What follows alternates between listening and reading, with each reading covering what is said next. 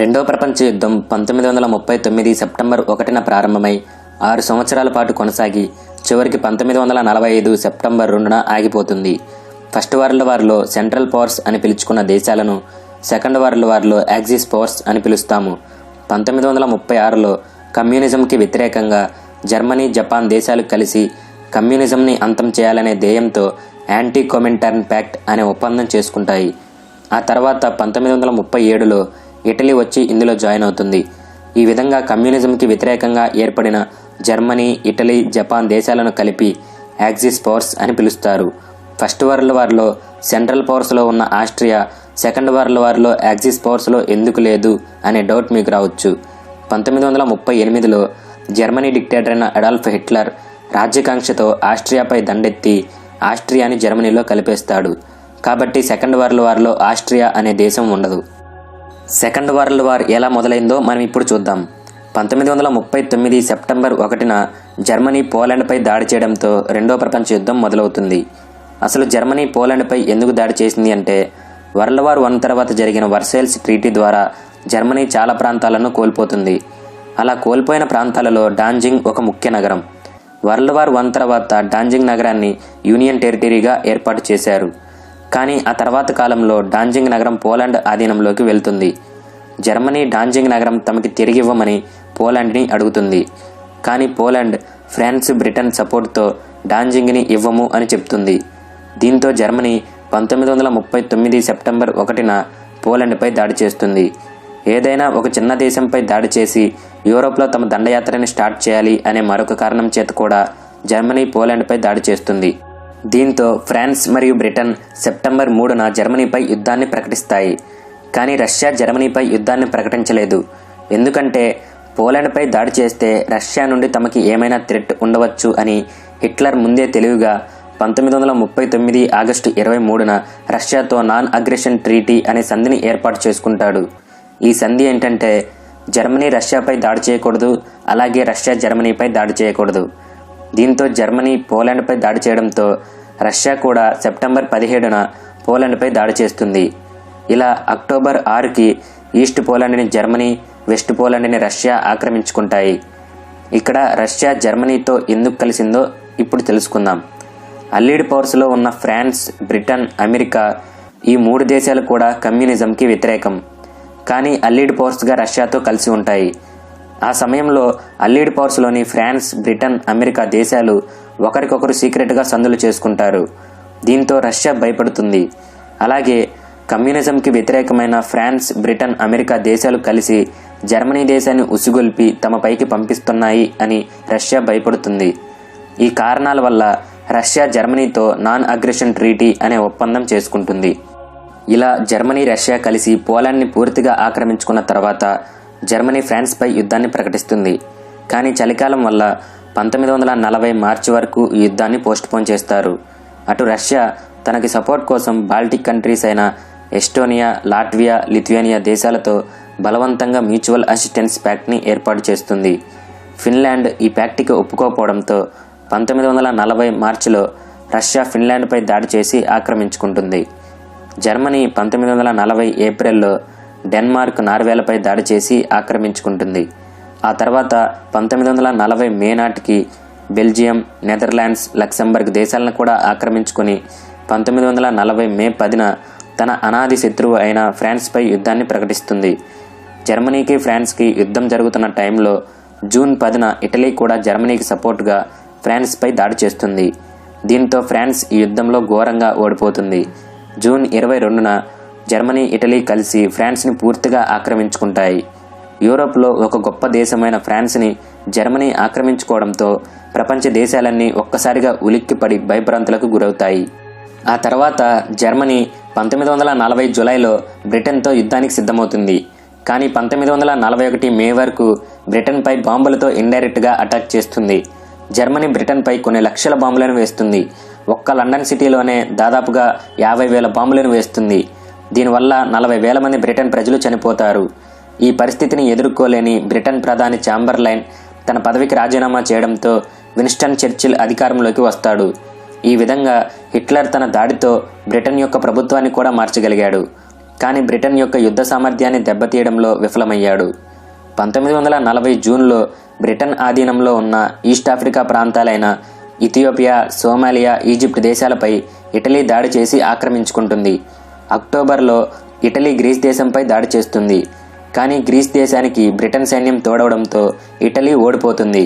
దీనితో జర్మనీ ఇటలీకి సాయంగా బాల్కన్ దేశాలపై దాడి చేసి ఆక్రమించుకుంటుంది. జర్మనీ సపోర్ట్తో ఇటలీ మళ్లీ గ్రీస్ దేశంపై దాడి చేస్తుంది. ఈసారి ఇటలీ గెలిచి గ్రీస్ని ఆక్రమించుకుంటుంది. జర్మనీ 1940 నవంబర్లో హంగేరీ, రొమేనియా దేశాలను ఆక్రమించుకుంటుంది. 1940 డిసెంబర్ 18న హిట్లర్ రష్యాపై యుద్ధాన్ని ప్రకటిస్తాడు. జర్మనీ బ్రిటన్పై బాంబులతో దాడి చేస్తూ మధ్యలో ఆపేసి రష్యాపై యుద్ధాన్ని ప్రకటిస్తుంది. దీనికి 2 కారణాలున్నాయి.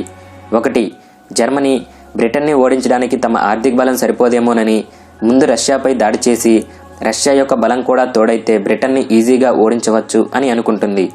2, జర్మనీ, రష్యా కలిసి పోలాండ్ని ఆక్రమించుకున్న తర్వాత రష్యా అంతటితో ఆగకుండా బాల్టిక్ సముద్ర తీరాన ఉన్న ఎస్టోనియా, లాట్వియా, లిథువేనియా, ఫిన్లాండ్ దేశాలను కూడా ఆక్రమించుకుంటుంది. రష్యా బాల్టిక్ సముద్ర తీరాన ఉన్న ప్రాంతాలను ఉపయోగించుకొని బాల్టిక్ సముద్రం ద్వారా తమపై దాడి చేస్తుంది అని జర్మనీ భావిస్తుంది.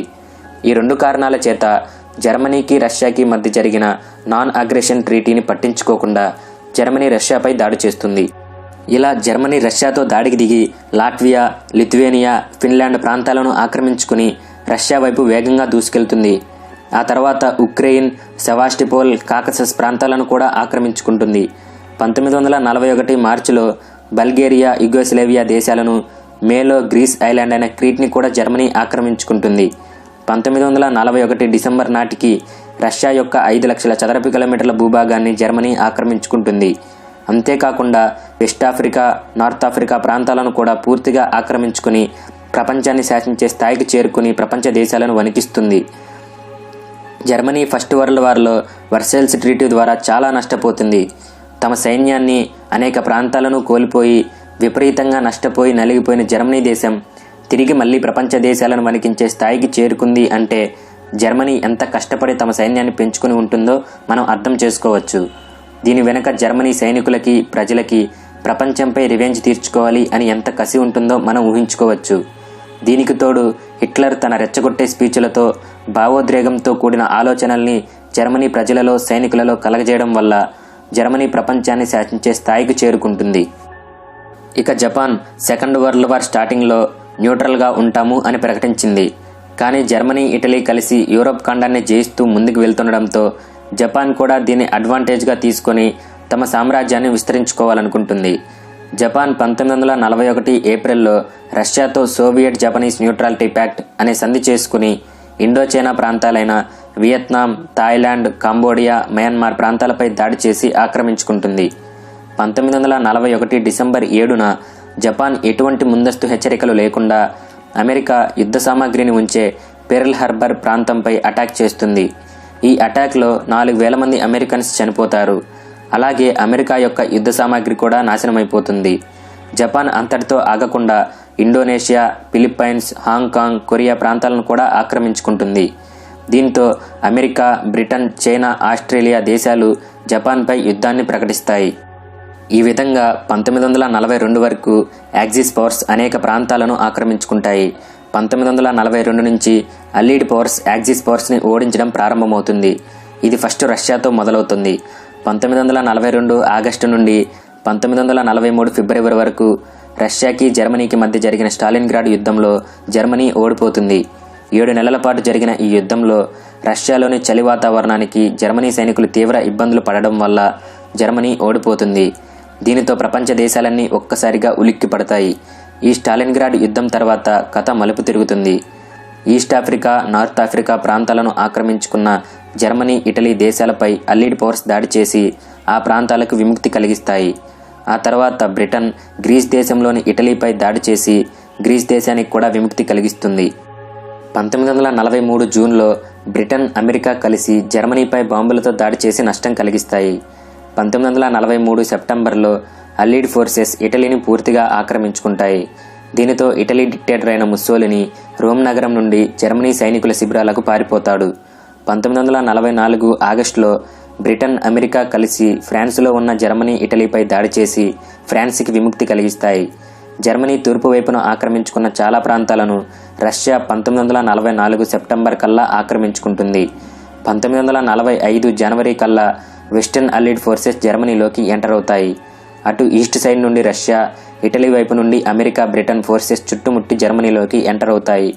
దీనితో ఇటలీ పూర్తిగా పతనమవడంతో ముస్సోలినీని ఇటలీ ప్రజలే కాల్చి చంపేస్తారు. చివరికి 1945 మే 2న అల్లీడ్ ఫోర్సెస్ బెర్లిన్ని ఆక్రమించుకోవడంతో హిట్లర్ సూసైడ్ చేసుకుని చనిపోతాడు. దీనితో నాజీ జర్మనీ పూర్తిగా పతనమైపోతుంది.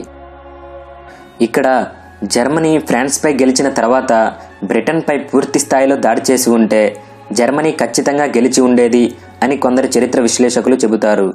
బ్రిటన్ని వదిలేసి రష్యాపై దండయాత్రకి వెళ్లడం హిట్లర్ చేసిన పెద్ద తప్పు.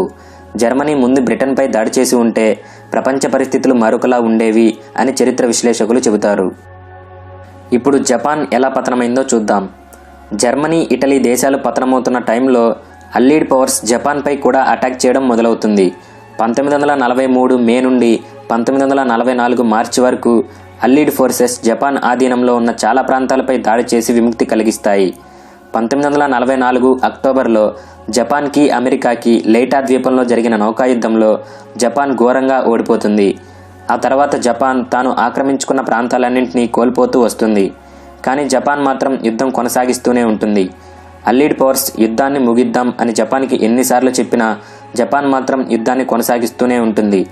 జర్మనీ, ఇటలీ ఓడిపోయినా, హిట్లర్ చనిపోయినా జపాన్ మాత్రం యుద్ధం ఆపే ప్రసక్తే లేదు, మేము యుద్ధాన్ని కొనసాగిస్తూనే ఉంటాం అని చెప్తుంది. దీంతో అమెరికా 1945 ఆగస్టు 6న జపాన్ యొక్క ముఖ్య నగరమైన హిరోషిమాపై న్యూక్లియర్ బాంబుని వేస్తుంది. అప్పుడే మొదటిసారిగా ఈ భూమిపై న్యూక్లియర్ బాంబుని ప్రయోగించబడింది. అయినా జపాన్ యుద్ధాన్ని ఆపలేదు. ఆ తర్వాత 1945 ఆగస్టు 7న రష్యా జపాన్పై యుద్ధాన్ని ప్రకటించి తమ సైన్యాన్ని జపాన్పైకి పంపిస్తుంది. అయినా జపాన్ యుద్ధం ఆపలేదు. దీంతో అమెరికా మళ్ళీ 1945 ఆగస్టు 9న నాగసాకి నగరంపై మరొక న్యూక్లియర్ బాంబును వేస్తుంది. దీనివల్ల నాగసాకి నగరం ఒక శ్మశానంలా మారిపోతుంది. దీంతో జపాన్ ఆగస్టు 10న యుద్ధాన్ని ఆపడానికి ఒప్పుకుంటుంది. 1945 సెప్టెంబర్ 2న ముస్సోరీ అనే అమెరికా యుద్ధ నౌకలో అమెరికాతోటి జపాన్ యుద్ధ విరమణ సంధి చేసుకోవడం వల్ల రెండవ ప్రపంచ యుద్ధం అఫీషియల్గా ముగుస్తుంది. అప్పట్లో బ్రిటన్ పరిపాలనలో ఉన్న ఇండియా కూడా బ్రిటన్ తరపున 1939 సెప్టెంబర్లో జర్మనీపై యుద్ధాన్ని ప్రకటిస్తుంది. ఇండియా 25 లక్షల మంది సైనికులని యాక్సిస్ పవర్స్కి వ్యతిరేకంగా బ్రిటన్ తరపున యుద్ధంలోకి పంపుతుంది. వరల్డ్ వార్ 2లో ఇండియన్ సోల్జర్స్ దాదాపుగా అన్ని చోట్ల యుద్ధం చేశారు. సెకండ్ వరల్డ్ వార్లో 30 దేశాల నుండి దాదాపుగా 10 కోట్ల మంది యుద్ధంలో పాల్గొన్నారు. ఈ యుద్ధంలో 2,50,00,000 మంది సైనికులు, 5 కోట్ల మంది సామాన్య ప్రజలు చనిపోయారు.